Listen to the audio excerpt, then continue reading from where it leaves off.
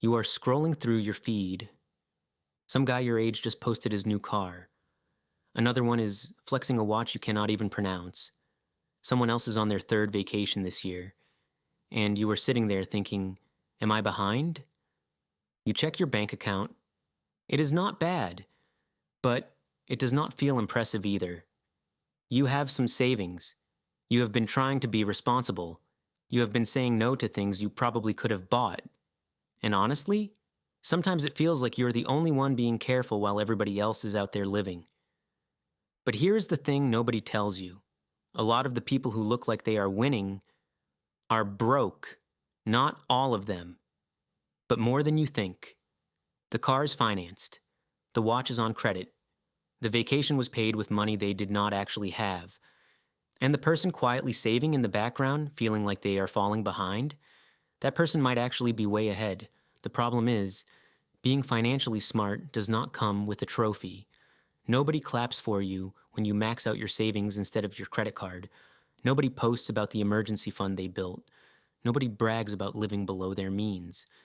So a lot of people who are doing the right things do not even realize it. That is what this video is about. 5 signs that you are already financially smarter than most people around you.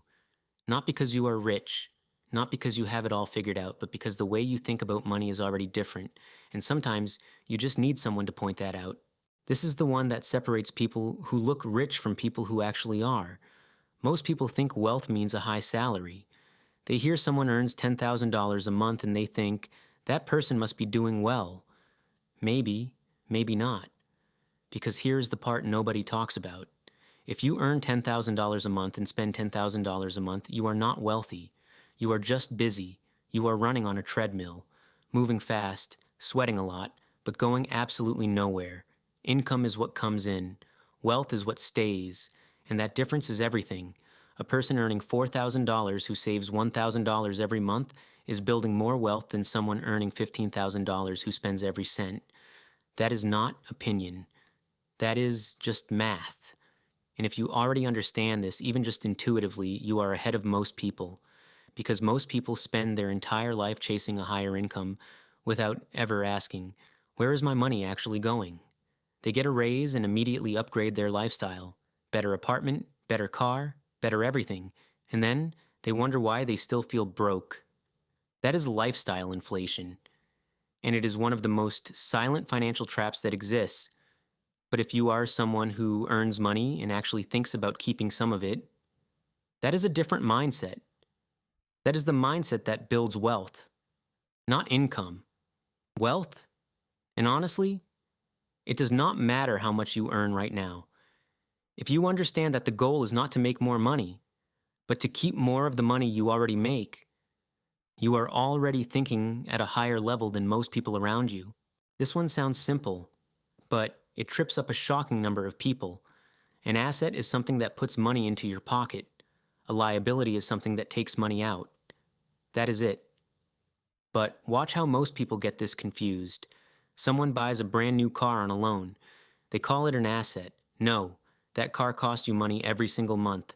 Loan payment, insurance, fuel, maintenance, parking. It loses value the moment you drive it off the lot. That is not an asset. That is a liability wearing a nice paint job. Someone buys a phone on installment. They say, it is an investment in myself. No, it is a depreciating object that will be worth half its price in a year. Now, I am not saying you should never buy a car or a phone. That is not the point. The point is this. Financially smart people are honest about what costs them money and what earns them money. They do not lie to themselves. They do not call spending investing just because it makes them feel better. And they understand one of the most important ideas in all of personal finance. The rich buy assets. Everybody else buys liabilities and calls them assets. If you already know this, you are in a different category, because most people go through life buying thing after thing after thing, wondering why they never get ahead. And the answer is simple. They keep filling their life with things that take money out of their pocket, and they never build up the things that put money in. Assets can be many things. Investments that pay dividends, a side business that brings in extra income, skills that increase your earning potential, even savings that earn interest. The point is not that you need to own a stock portfolio right now.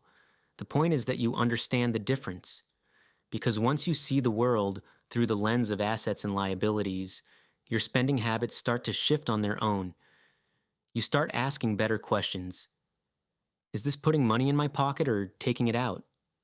Am I building something or just consuming something? And that shift in thinking is worth more than any single investment you will ever make. Now, this one is going to sound strange. Most people dream about getting a raise, and when it happens, they celebrate. Dinner out, new shoes, a little upgrade here and there, and that is fine. But here is what makes financially smart people different. When they get a raise, there is a moment of discomfort, not because they are ungrateful, but because they immediately start thinking, where should this extra money go? They feel the pull to spend it, the pull to upgrade, the pull to finally get that thing they have been eyeing for months. And they feel uncomfortable because they know that pull is dangerous, because they have seen what happens when people earn more and spend more at the same speed. Nothing changes. You just become a higher earning version of broke. Financially smart people treat a raise like a test, not a reward. A test. The test is simple. Can you earn more without spending more?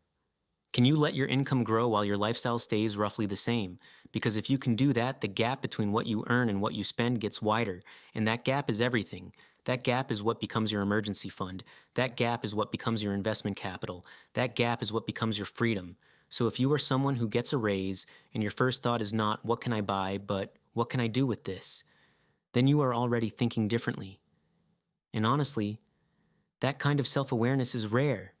Most people never even question the urge to upgrade. They just do it automatically. But you paused. You thought about it. You felt that discomfort.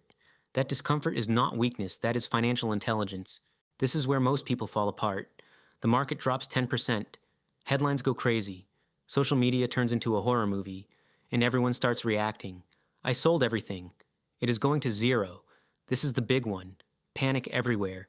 And in the middle of all that noise, there is a certain type of person who does something unusual. They do nothing. Not because they are ignoring the situation, not because they do not care, but because they already thought about this before it happened. They knew the market would drop eventually. They knew it would feel uncomfortable. They knew headlines would try to scare them. And they decided in advance how they would respond. That is the difference.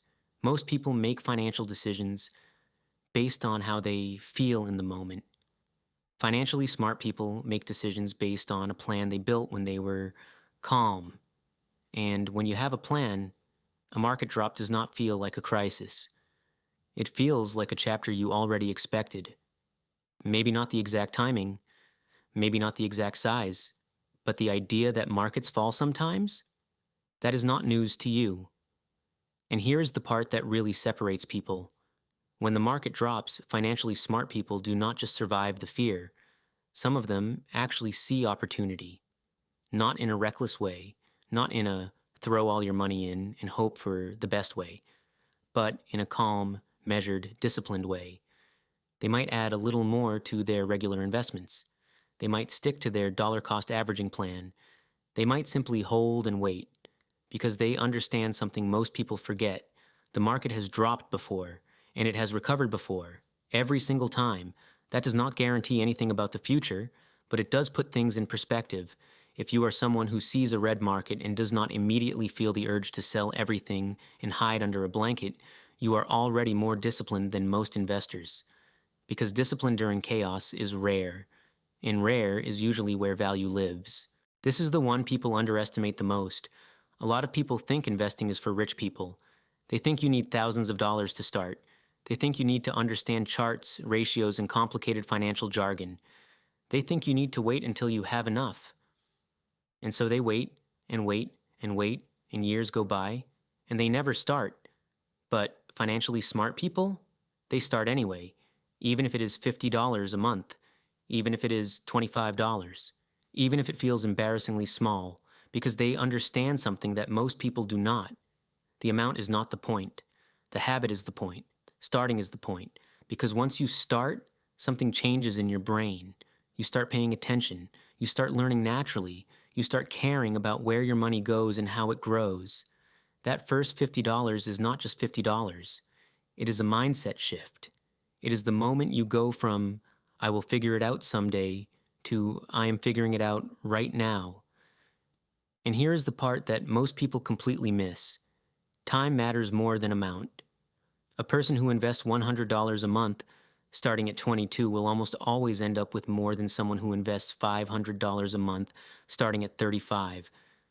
Not because they are smarter, not because they picked better stocks, but because compound interest had more time to work.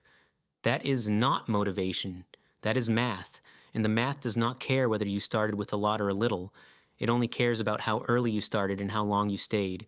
So if you are someone who has already started, even with a tiny amount, even with no real plan, even with just a basic index fund or a simple savings account that earns a little interest, you are ahead. You are ahead of every person who is still saying, I will start next year. You are ahead of every person who thinks they need to be rich first before they can invest. You are ahead of every person who let perfection stop them from making progress. Because in investing, starting ugly beats waiting for perfect. Every single time. There is one more thing I want to say before we wrap up. Being financially smart is not about being perfect. It is not about never making a mistake. It is not about having the best portfolio, or the highest savings rate, or the most impressive spreadsheet. It is about awareness. It is about knowing where your money goes. It is about understanding the difference between what looks good and what is good. It is about making intentional choices instead of emotional ones. And the truth is, most people never even get to this level of thinking. Most people earn money and spend money and never stop to ask why. They do not think about assets versus liabilities. They do not question lifestyle inflation. They do not plan for market drops. They do not start investing until it feels safe or comfortable. But you are here. You are watching this. You are thinking about these things. And that alone puts you in a different category. Not because you are rich, but because you are paying attention. And paying attention is the first step to everything. So let us go through them one more time. Sign 1. You know the difference between wealth and income. You understand that earning a lot means nothing if you keep nothing. Sign 2. You know the difference between assets and liabilities. You see clearly what puts money in your pocket versus what drains it. Sign 3. You feel uncomfortable when you get a raise. Because you know the real test is not earning more, it is keeping more. Sign 4. A market drop does not send you into panic mode. You have a plan and you trust the process. Sign 5. You started investing even if the amount feels small, because you know that starting matters more than starting big. If you recognize yourself in even one of these signs, you are already ahead. And if you did not recognize yourself yet, that is okay too. Because every single one of these is a choice, a habit, something you can start building today. You do not need a high salary. You do not need a finance degree. You do not need to be perfect. You just need to start thinking differently about money. And honestly, if you made it to the end of this video, you already are. And one last time, I am not a financial advisor, and this is not personal financial advice. I am simply sharing ideas that might help you think more clearly about your own situation. Do your own research. Make your own decisions. But whatever you do, keep paying attention, because that is where it all starts. Thanks for watching.